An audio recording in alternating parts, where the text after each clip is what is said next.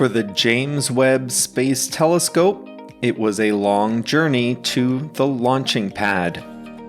Hi there, everyone. It's Jeff, and this is Plain English, where we help you upgrade your English with current events and trending topics. JR is the producer, and he has uploaded the lesson transcripts and all other resources to plainenglish.com/493. 493, because we've got our 500th lesson coming up, and we are going to have a bit of a celebration for episode number 500. But it's only going to be a success if you are involved. And the place you can get involved is plainenglish.com/500, 500. So when you're done with today's lesson, go to plainenglish.com/500 to be a part of the festivities. Coming up today, it was years late and billions, and I mean billions of dollars over budget. It was almost canceled. The James Webb Space Telescope had a wild ride even before it took off. In the second half of the lesson, I'll show you what it means to have a crack at something. Ready? Let's dive in.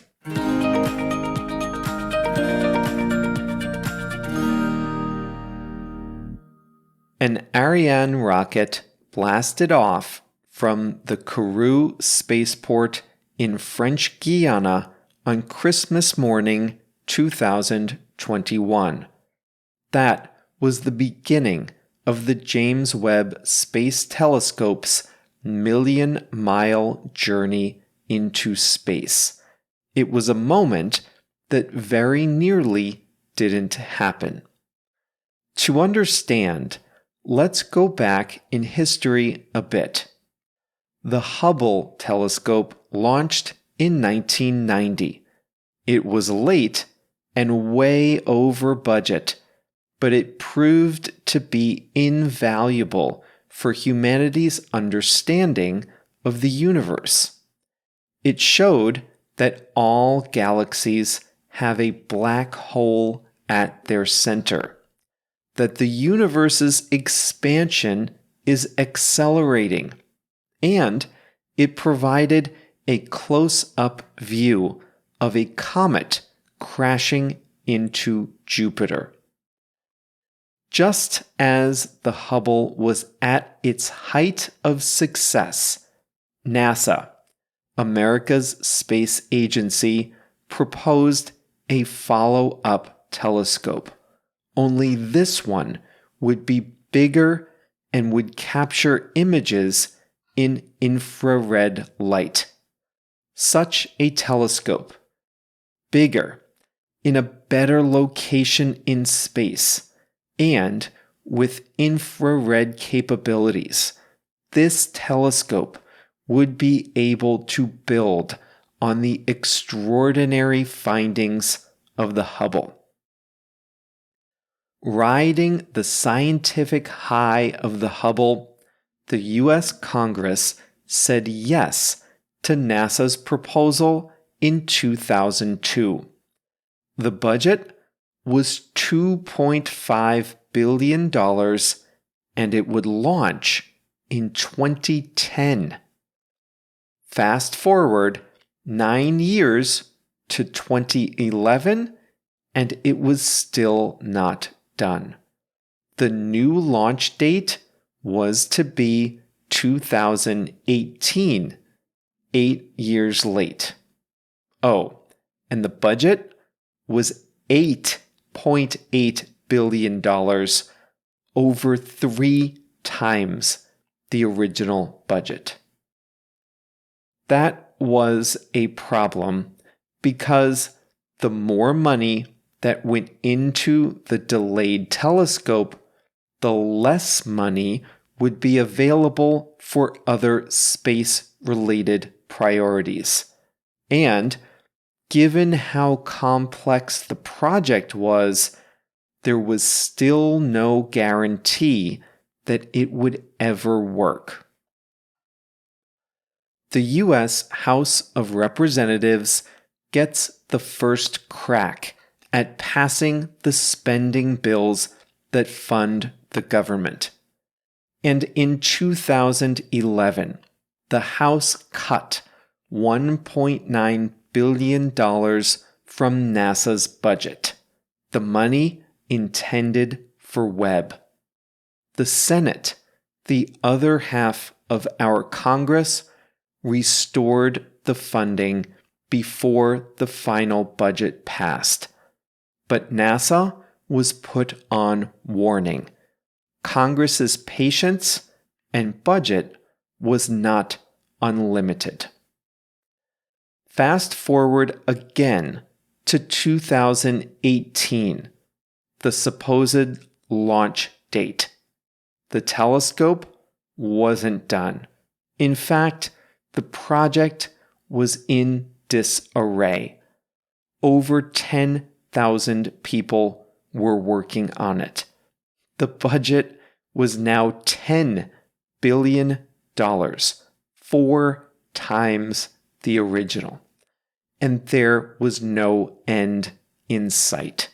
For every problem that was solved, another appeared. Conflict arose between NASA and the contractors building the telescope. People on the team weren't communicating. An editorial in the scientific journal Nature said, "No one should ever build a telescope in the way NASA built Webb." Still, the prize was so valuable. So much had been invested, and NASA had to do something. So NASA decided the project needed a new director. Gregory Robinson, a NASA veteran, transferred from another project to be the director of the Webb telescope. That proved to be a turning point.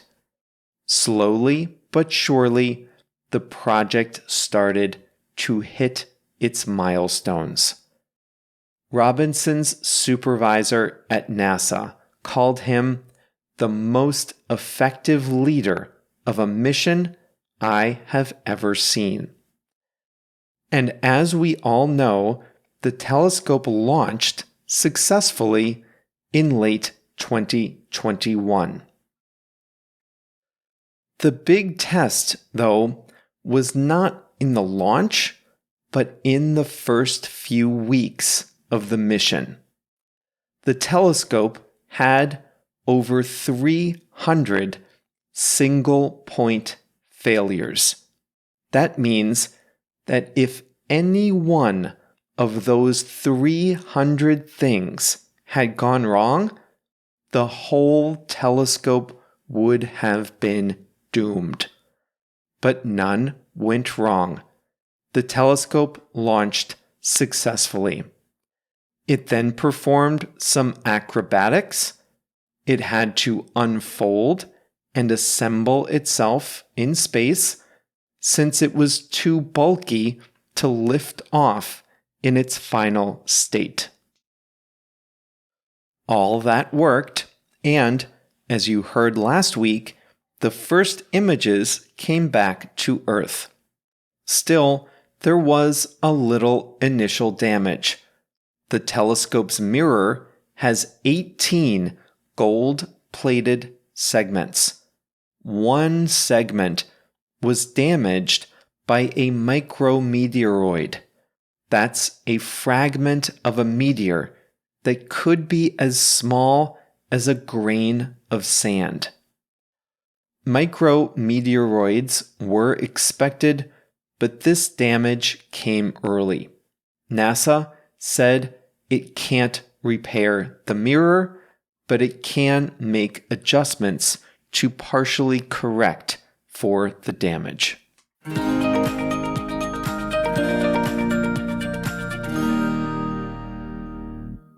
Here are a couple of interesting things I discovered when researching these two lessons.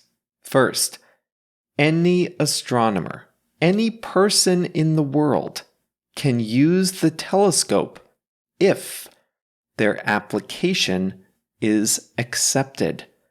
So astronomers apply to the Space Telescope Science Institute, and the Institute reviews all applications without knowing who's applying. They decide who gets time on the telescope based on how valuable their inquiry is, on the merits of the proposal only, not on the reputation of the astronomer, not the prestige of the university, not the country, nothing. The decisions are made without knowing who the applicant is. And I saw in one article that an astronomy student got approval to use the telescope, which is cool. The other thing I found out is what scientists get when they get time on the telescope. So the telescope can work not 24/7, but for a certain number of hours in the year. So the scientists who apply and who are approved get time on the telescope. But I didn't know what that exactly meant. So I asked the question on Quora. I'll put the link to the question in the transcript. A few astronomers replied, and here's what they said.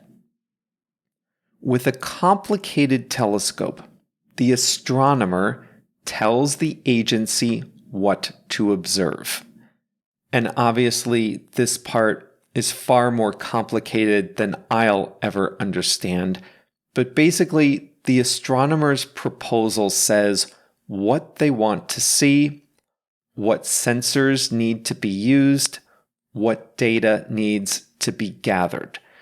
And the operators of the telescope point the mirrors and configure the telescope to get the images and the data that the astronomers want. And they arrange the projects such that projects with similar specifications are done together.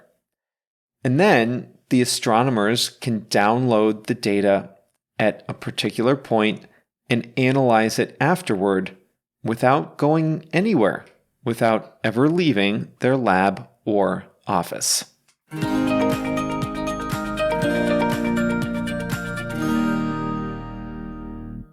Today's expression is a crack at. To have a crack at, to get a crack at something, is to have the opportunity to achieve a goal or solve a problem. Imagine you're in the kitchen and you're cooking up a great meal. You need to open a jar, but your hands aren't dry and you can't get the jar open. How embarrassing. You can ask someone else, can you take a crack at getting this jar open? You can ask someone else, can you try to achieve the goal? Can you try to open it up? Have you ever had a crack at a piñata? A piñata is a decorated figure of an animal or something. It's popular in Mexico. It's made of paper mache, and there are toys and candy inside. You hang it from a tree, and the children, or adults, swing a broomstick or something and try to break it. When it breaks, the toys and candy fall to the ground and everyone rushes in to get some. Usually, it goes like this. The first person to take a crack at the piñata swings really hard and doesn't break it. After 1 or 2 attempts, someone else gets a crack at it. Someone else gets the opportunity to solve the problem, or, in this case, to break open the piñata. After everyone at the party has a crack at the piñata, if it's still intact, then the first person can take another crack at it, and so on. Take another crack at it means to try to do it a second time. And I was so proud of myself, I recorded my first ever video on this computer. And then I listened to the audio.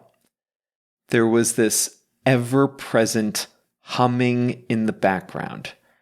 JR could edit it out of this video, but this was a problem I needed to solve. So I took a crack at figuring out the solution. I tried to figure out what was causing the background noise. No luck. I was out of ideas and really frustrated. But I went to bed and took another crack at it the next day.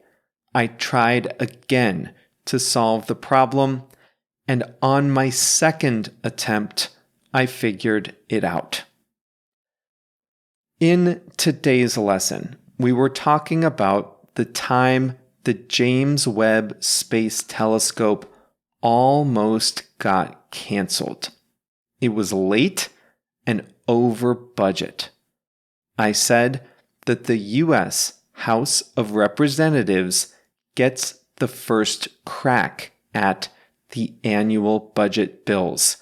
And in 2011, the House's version of the budget cut funding from the Webb telescope.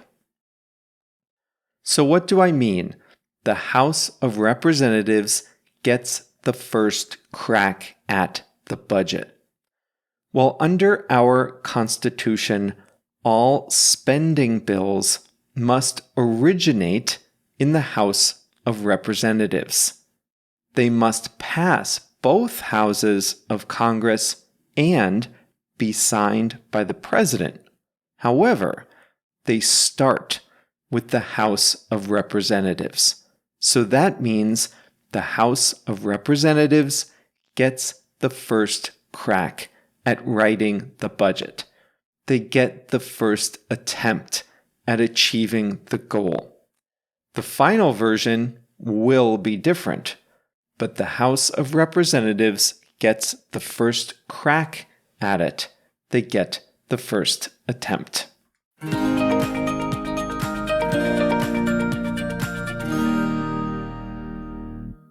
Time for the song of the week. Today it's Santa Monica by Everclear.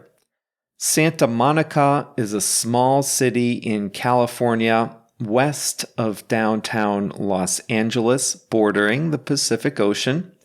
If you've been to LA, you've probably been on Santa Monica Boulevard, which goes through Hollywood, Beverly Hills, and ends in downtown Santa Monica on the beach.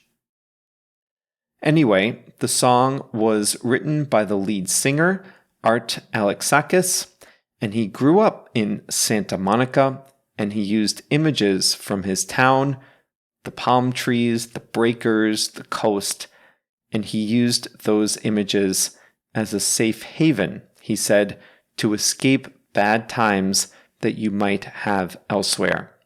Familiar images of home can be comforting if you're a long way away and are having a bad experience, he said.